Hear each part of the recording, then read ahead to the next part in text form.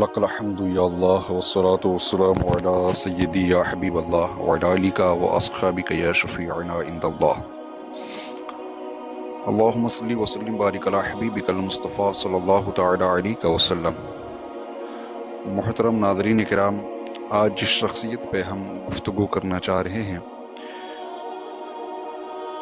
وہ خلیفہ دوم حضرت سیدنا عمر فاروق رضی اللہ تعالی عنہ کی ذات و شخصیت ہے۔ ان کی شہادت کے تعلق سے آج ہم کچھ عرض و معروض کریں گے، جیسا کہ مورخین نے اپنی کتابوں کے اندر تحریر فرمایا ہے کہ حضرت عمر رضی اللہ تعالی عنہ نے ایک رات خواب میں دیکھا کہ ایک سرخ رنگ کا مرغا آیا اور آپ کے بدن میں 2-3 ٹھونگے ماری۔ آپ نے یہ خواب خطبہ جمعہ میں بیان فرمایا اور اس خواب کی تعبیر یہ بیان کی گئی کہ کوئی کافر عمر رضی اللہ تعالی عنہ کو شہید کر دے گا۔ چنانچہ جمعے کے روز یہ خواب بیان کیا گیا اور بدھ کے دن صبح کی نماز میں آپ زخمی کیے گئے۔ آپ کی یہ عادت تھی کہ نماز شروع کرنے سے پہلے صفوں کو سیدھا کیا کرتے تھے۔ جب صفیں سیدھی ہو جاتی تب اللہ اکبر کہہ کر نیت باندھتے تھے۔ بدھ کے دن جب آپ نے صفیں سیدھی کرنے کے بعد نیت باندھی تب فیروز نامی کافر ایک آتش پرست مشرک غلام آیا اور آپ کو دھاری چھری سے زخمی کر دیا۔ فاروق اعظم رضی اللہ تعالی عنہ کے شکم پر زخم آ گیا اور آپ کو گرا کر وہ بھاگ گیا۔ فیروز بھاگ رہا تھا کہ راستے میں جماعت کے اندر اور بھی صحابہ اکرام کو شدید زخم لگائے۔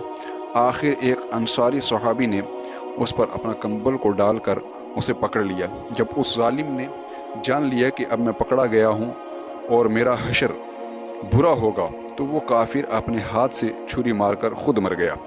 حضرت عمر رضی اللہ تعالی عنہ نے عبد الرحمن بن عوف کو اپنی جگہ نماز پڑھانے کے لیے حکم دیا اور خود وہیں بیٹھ کر نماز پڑھنے لگے۔ زخمی ہو کر بھی وہیں حاضر رہے اور جب لوگ نماز سے فارغ ہوئے تو حضرت ابن عباس رضی اللہ تعالی عنہ سے فرمایا کہ دیکھو تو مجھے کس نے قتل کیا۔ ابن عباس رضی اللہ تعالی عنہ نے عرض کیا کہ ایک آتش پرست مشرک غلام نے جس کا نام فیروز ہے، اس نے آپ کو شہید کرنے کی کوشش کی ہے۔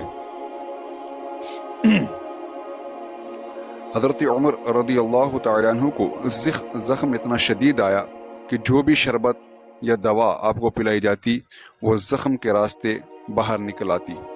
لوگ آپ کو پوچھنے کے لیے آتے تھے اور اس حال میں ایک نوجوان آیا اور حال پوچھ کر وہ لوٹا تو حضرت عمر رضی اللہ تعالی عنہ نے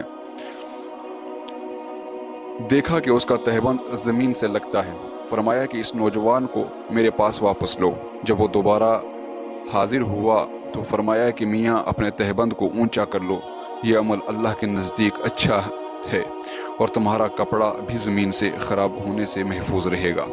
جب آپ کی حالت زیادہ خراب ہو گئی تب آپ نے اپنے صاحبزادے حضرت عبداللہ ابن عمر رضی اللہ تعالی عنہ سے فرمایا کہ بیٹا تم ام المؤمنین حضرت عائشہ رضی اللہ تعالی عنہ کے پاس جاؤ اور ان سے میرا سلام کہہ کر عرض کرنا کہ عمر نے آپ سے اذن چاہا ہے کہ آپ اپنے حجرے میں حضور علیہ السلام کے پیروں میں دفن ہونے کی اجازت فرمائیں۔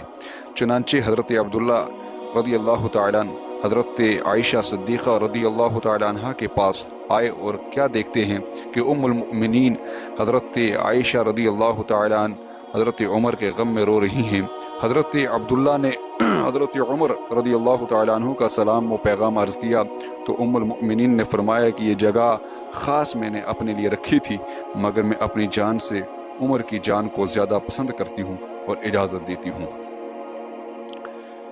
کہ شوق سے اس مبارک جگہ میں دفن کیے جائیں۔ جب حضرت عبداللہ یہاں سے اجازت لے کر واپس آئے تو حضرت عمر کو ان کا اجازت دے دینا سنایا تو حضرت عمر رضی اللہ تعالی عنہ نے فرمایا الحمدللہ اجازت مل گئی، مگر اے عبداللہ تم ایک کام کرنا، جس وقت میں مر جاؤں میرے جنازے کو تیار کر کے پھر حضرت عائشہ صدیقہ رضی اللہ تعالی عنہ کے پاس سامنے لے جا کر رکھنا اور یہ کہنا کہ اس وقت عمر کا جنازہ حاضر ہے اور آپ سے اجازت چاہتا ہے۔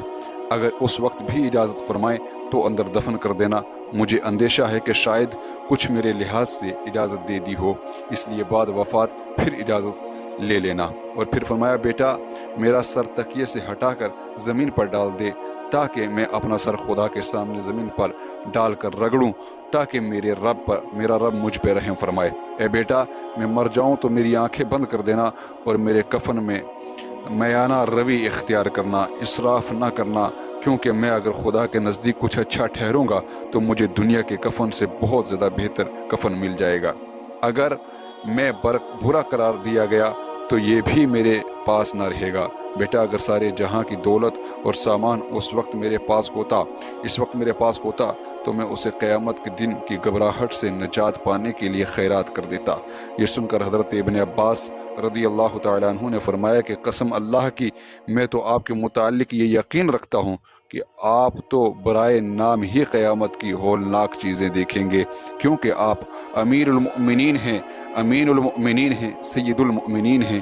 آپ کتاب اللہ سے اور نہایتی انصاف سے فیصلہ کرنے والے ہیں۔ حضرت عمر رضی اللہ تعالیٰ عنہ کو حضرت ابن عباس رضی اللہ تعالیٰ عنہ کی یہ تقریر بہت پسند آئی اور سخت تکلیف کے باوجود جوش و شوق میں اٹھ کر بیٹھ گئے اور فرمایا کہ اے ابن عباس کیا تو ان باتوں کی شہادت و گواہی قیامت کے دن دے گا، اللہ کے سامنے دے گا؟ تو حضرت ابن عباس رضی اللہ تعالیٰ عنہ نے فرمایا ہاں دوں گا۔ یہ سن کر حضرت عمر کو اطمینان ہوا۔ اس کے بعد بہت سی نصیحتیں اور وصیتیں فرمائی اور انتقال فرمایا۔ انا للہ و انا الیہ راجعون۔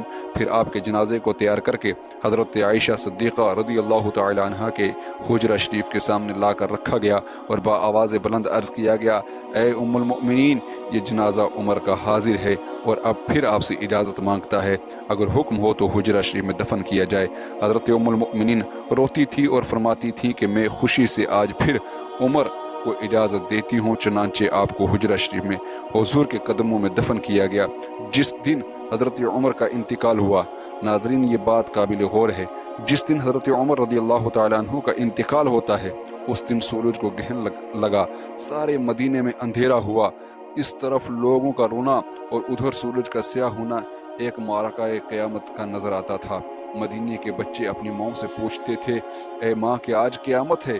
مائیں کہتی تھی نہیں، آج امیر المؤمنین عمر رضی اللہ تعالیٰ عنہ کا انتقال ہوا ہے۔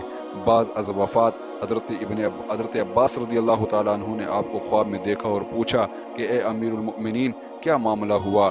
فرمایا وجدت ربی رحیماً، میں نے اپنے رب کو رحیم اور کریم پایا ہے۔